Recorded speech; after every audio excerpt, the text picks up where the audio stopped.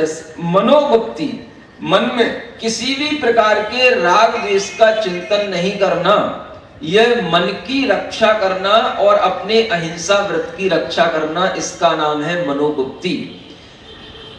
ये गुप्तियां अभी यहां पर भावना के रूप में है, क्योंकि इस प्रकार की भावना से ही अहिंसा महाव्रत या अहिंसा अणुव्रत में दृढ़ता आती है। जब हम अपने वचन और मन को स्थिर रखने लग जाते हैं तो अपने आप अहिंसा मन वचन काय से स्थायी रूप से पलने लग जाती है। इसलिए ये गुप्तियों का होना, उस भावना को करना अहिंसा के लिए बहुत जरूरी है।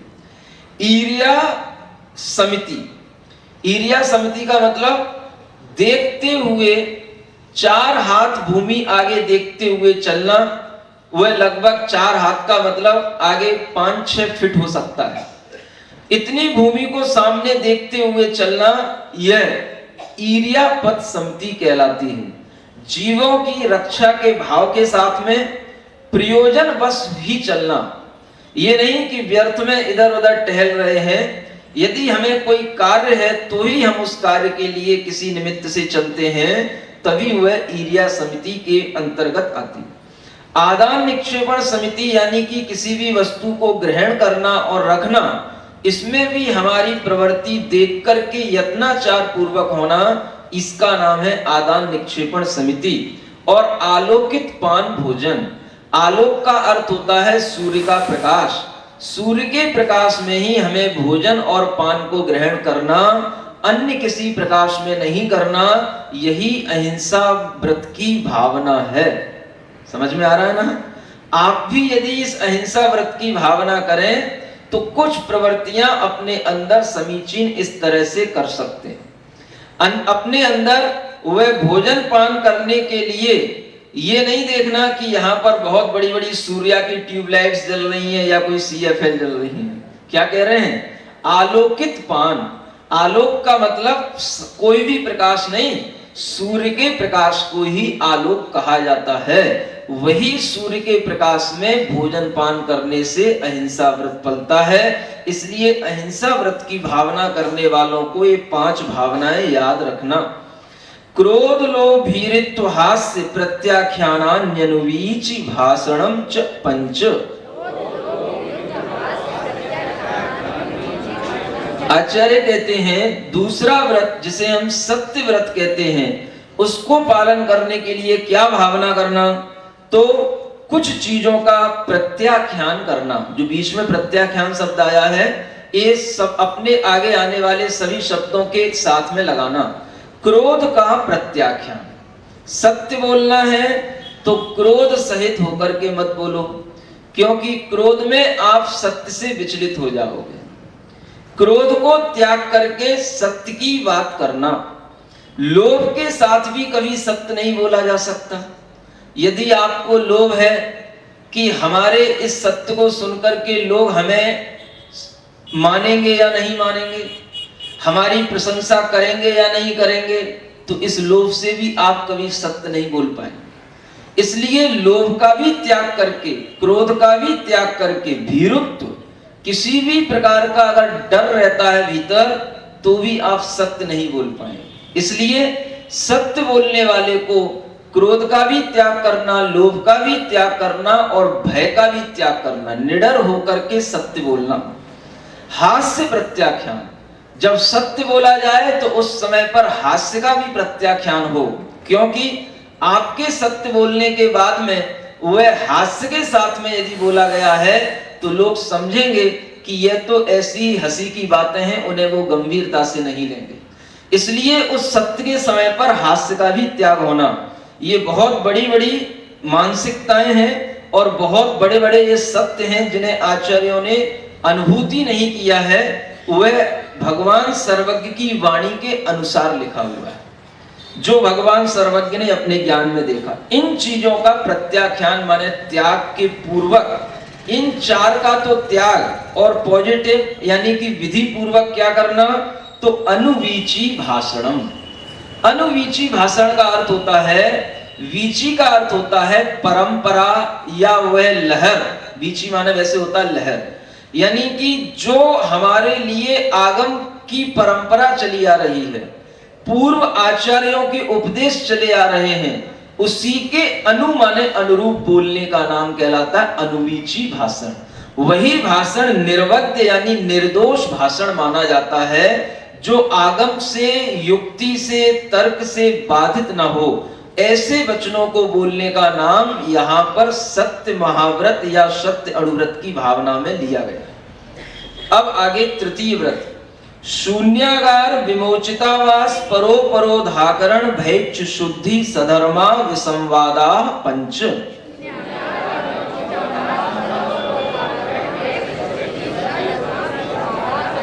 अचौर्य व्रत का निर्दोष पालन करने के लिए क्या भावना करना, तो आचार्य कहते हैं शून्य आगार में वास करो। ऐसे आवास को प्राप्त हो या उस जगह पर रहो जहां पर की शून्यता रहती हो, यानी कि सामान्य लोगों के लिए वह स्थान नहीं हो। ऐसे पर्वत होते हैं, गुफाएं होती हैं, वृक्षों के कोटर होते हैं, उनमें आदि ऐसे प्राकृतिक स्थानों पर आवास करने का नाम शून्य आगार कहलाता है। उसके अतिरिक्त विमोचितावास, जो दूसरों के द्वारा छोड़ दिए गए हों, ऐसे ग्रह इत्यादि, शून्य स्थान, धर्मशाला इत्यादि, जहां पर कि कोई रहता नहीं है, किसी ने अपने वहां पर आवास नहीं बनाए हैं, ऐसे स्थानों पर रहने पर भी आपके अंदर अचौर्य व्रत की भावना बनी रहेगी। क्या कहा? अन्य किसी व्यक्ति विशेष के घर में रहोगे तो वह भावना नहीं रहेगी, लेकिन कोई सार्वजनिक स्थान है, किसी के द्वारा छोड़ा हुआ है या उसने उस दान के रूप में ही उस आवास को बनाया है कि यहां पर मुनियों के रहने के लिए यह कोई एक आवास अलग से बनाया गया है जिसमें सामान्य गृहस्थ नहीं रहेगा, तो वह भी इसी विमोचितावास के अंतर्गत आ जाता है। जो धर्मशाला इत्यादि होती हैं वह भी इसी विमोचित आवास के अंतर्गत आ जाती है। परो परो धाकरण, तीसरी भावना क्या? अगर वहां पर कोई दूसरा आ जाए तो उसे रोकना नहीं, उससे ये नहीं कहना कि ये हमारे ही रुकने का स्थान है, तुम उस स्थान से चले जाना, लेकिन उससे रोकना नहीं और उससे झगड़ा करना नहीं। क्या समझे? इसका नाम है परो परो धाकरण। फिर भैक्ष शुद्धि, भिक्षा शुद्धि को बनाए रखना, यानी कि भिक्षा ग्रहण करते हुए जो भी दोषों से बचने के लिए कहा गया है, जिन अंतरायों को करने के लिए कहा गया है, वह सब अंतराय आदि के साथ में ऐषणा शुद्धि के साथ में भिक्षा को ग्रहण करना, यह भी अचौर्य व्रत की भावना है। उसके बाद सधर्मा अविसंवादा, साधर्मी के साथ में विसंवाद नहीं करना। विसंवाद का अर्थ यहां पर है मेरा तेरापन नहीं रखना। किसी भी वस्तु या चीज को लेकर के जब हम मेरा तेरापन करते हैं तो आचार्य कहते हैं वह आपके अंदर अचौर्य की भावना नहीं रही। क्या हो गया? चोरी की भावना आ गई। किसकी चोरी हो गई? जो जिनेंद्र भगवान के वचन हैं उनसे आप दूर हो गए, आपने उनको अपने से अलग कर दिया या चुरा लिया। कैसे अलग कर लिया? जिनेंद्र भगवान के वचनों में यह मेरा तेरापन कहा ही नहीं गया है करने के लिए, और आप ये मेरा तेरापन करेंगे तो उसमें यह आपको अचौर्य व्रत की भावना में दोष लगेगा। इसलिए कोई भी वस्तु हो वह किसी भी वस्तु के लिए झगड़ा झंझट नहीं करना, एक तरह से वह सधर्मी के प्रति अविसंवाद नहीं करना, अचौर्य व्रत की भावना को बनाए रखना है। दूसरा इसका भाव यह भी समझ में आता है, गुरु महाराज आचार्य महाराज भी बताया करते हैं कि जब हम कोई इस प्रकार से झगड़ा करते हैं तो सामने वाला जब इस झगड़े को देख लेता है या समझ लेता है या सुन लेता है तो उसके अंदर भी कुछ अश्रद्धा का भाव उत्पन्न हो जाता है। तो वह भी वस्तुतः क्या हुआ उसकी श्रद्धा की आपने चोरी कर ली, माने उसकी श्रद्धा को आपने चुरा लिया। यह भी इसके अंदर एक भाव दिया गया है जो समझने लायक है। आगे, स्त्री राग कथा श्रवण तन मनोहरांग निरीक्षण पूर्व रतानुस्मरण वृश्रेष्ठ रस स्व शरीर संस्कार त्यागाः पंच।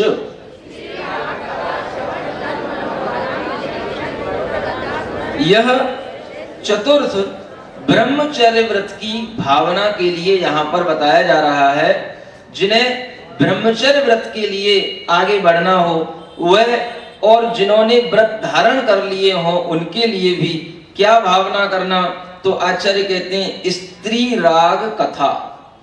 स्त्रियों के साथ में या स्त्रियों संबंधी जो राग कथाएं होती हैं, उनके राग को और दिखाने वाली जो कथाएं होती हैं, उन कथाओं का त्याग करना। उनके त्याग किस रूप में करना, तो एक शब्द है श्रवण। स्त्री रागों, स्त्री की संबंधी राग कथा को नहीं सुनना, पहले सुनने का त्याग है ना। वह सुनने से भी मन के अंदर अब्रह्म की भावना उत्पन्न होती है। फिर दूसरी चीज बताई, तन मनोहरांग निरीक्षण, उनके अंगों को नहीं देखना, घूर घूर करके टकटकी लगा करके बार बार उनको देखना भी अब्रह्म कहलाता है। फिर उसके बाद में पूर्व रतानुस्मरण, यदि आप विवाहित हैं या आपके लिए पहले ऐसा कुछ हुआ है तो आपको अपने पूर्व जीवन में की हुई उस रति का स्मरण भी नहीं करना। वह स्मरण करना भी मन से उस ब्रह्मचर्य का भंग हो जाना होता है। इसलिए वह पूर्व रत का अनुस्मरण यहां पर उस भावना के रूप में दिया है। वृश्य इष्ट रस, इनका त्याग करना। वृश्य कहा जाता है जो बहुत ही गरिष्ठ रस हुआ करते हैं, जिनको खाने के बाद में कामोत्तेजनाएं पैदा होती हैं, ऐसे गरिष्ठ रसों का त्याग होना। और इष्ट रस भी होते हैं जिनके करने मात्र से ही सभी इंद्रियों में उन्मत्तपना आ जाता है, ऐसे भी इष्ट रसों का त्याग ब्रह्मचर्य के पालन के लिए किया जाता है। स्व शरीर संस्कार का भी त्याग, शरीर का संस्कार करने के लिए हमारे पास में जो कुछ भी है, वस्त्रधारियों के पास वस्त्र आभूषण इत्यादि सब कुछ होते हैं, और अगर नहीं भी हो तो जो नख हैं, केश हैं, ये भी हमारे लिए श्रृंगारित नहीं होना। इनके भी ध्यान देने से, इनके भी श्रृंगार करने से वह स्व शरीर का संस्कार होता है और उससे अब्रह्म की भावना उत्पन्न होती है। मान लो आप 10 दिन के लिए ब्रह्मचर्य व्रत को धारण किए, उस अब्रह्म की भावना में चला जाता है कि आखिर हमें प्रयोजन क्या है, बढ़ भी जाए दाढ़ी तो बढ़ने दो, 10 दिन तक बिना उसके भी हम रह सकते हैं। तो यह भी वस्तुतः नख केश का श्रृंगार नहीं होना, अधिक तेल फुलेल इत्यादि भी सुगंधित नहीं लगाना, बड़े बड़े जो ये सेंट होते हैं, है ना, सुगंधित पदार्थ होते हैं, इनके माध्यम से भी ये अब्रह्म की भावना पैदा होती है।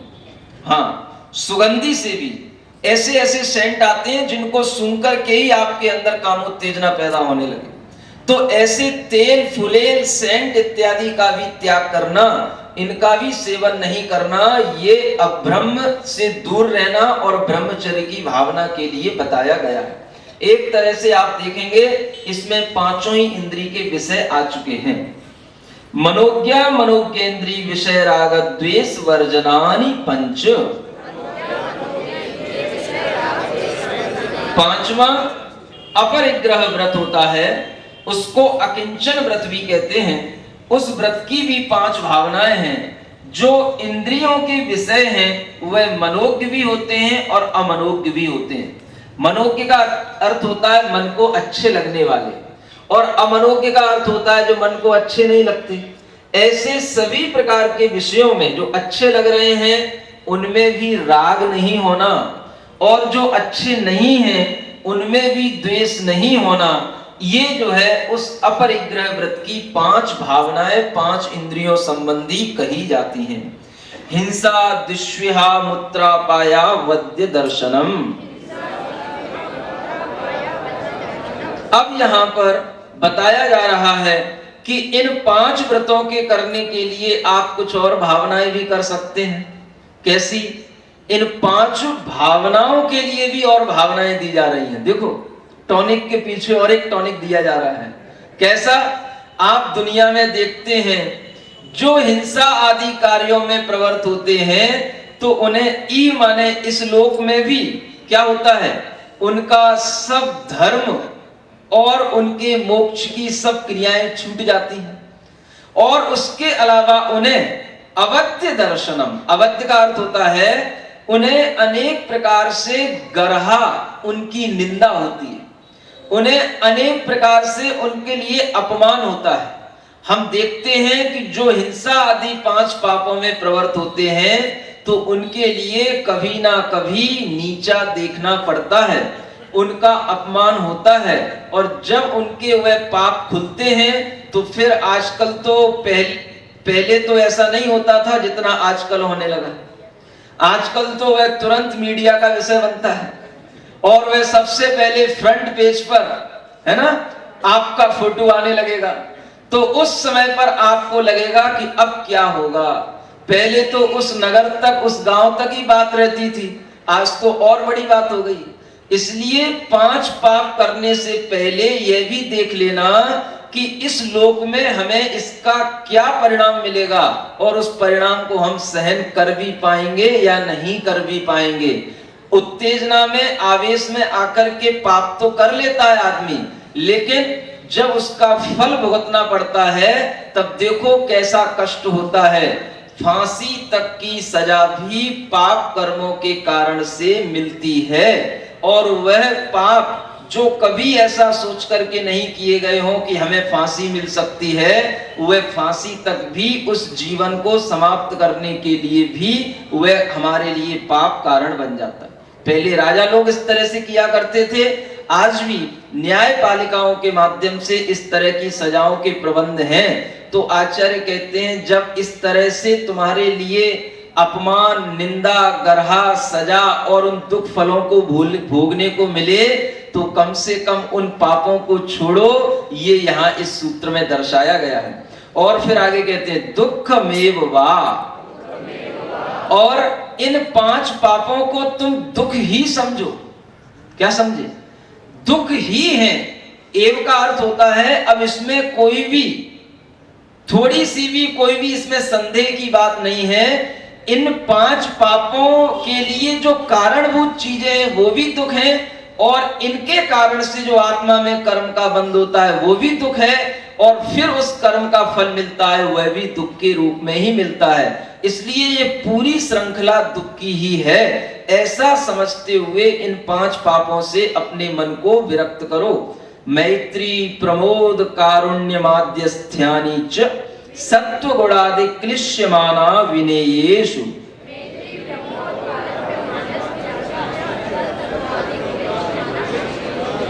पुनः यहाँ पर कुछ ऐसी भावनाओं को करने के लिए कहा जा रहा है जो सभी के लिए हर समय पर की जा सकती हैं, क्योंकि हमें जब भी कभी कुछ करना होता है हम देखते हैं हमारे सामने 4 प्रकार के लोग हुआ करते हैं। एक प्रकार के वह लोग जो सत्व माने सामान्य जीव कहलाते हैं, उनके साथ क्या करना? आचार्य कहते हैं मैत्री की भावना करना, सभी जीवों के प्रति मैत्री भाव। मैत्री का अर्थ होता है हमारे मन में किसी को भी दुख देने की अभिलाषा उत्पन्न न हो, किसी को भी दुख पहुंचाने का भाव उत्पन्न न हो। यह मैत्री सभी के प्रति सामान्य रूप से करने को कहा है। गुणाधिक, कुछ ऐसे भी लोग होते हैं जो सम्यक दर्शन, ज्ञान, चारित्र में हमसे बड़े होते हैं, हमसे विशेष कुछ ज्ञान या श्रद्धा रखने वाले होते हैं। ऐसे गुण में अधिक जीवों के प्रति, उन आत्माओं के प्रति क्या करना? तो आचार्य कहते हैं उनको देख करके प्रमोद भाव रखना। प्रमोद का अर्थ होता है उनको देख करके प्रसन्नता का, आह्लाद का भाव अपने चेहरे पर आना। क्या समझे? उन गुणवानों को देख करके मन के अंदर उदासी नहीं आना, किंतु गुणवानों को देख करके मन के अंदर प्रसन्नता होना, आह्लाद होना, यह वस्तुतः उनके लिए विनय भी है, और उनके प्रति जो आपने ऐसा प्रसन्नता का भाव रखा, इससे आपके मन के अंदर का बहुत कुछ दुख अपने आप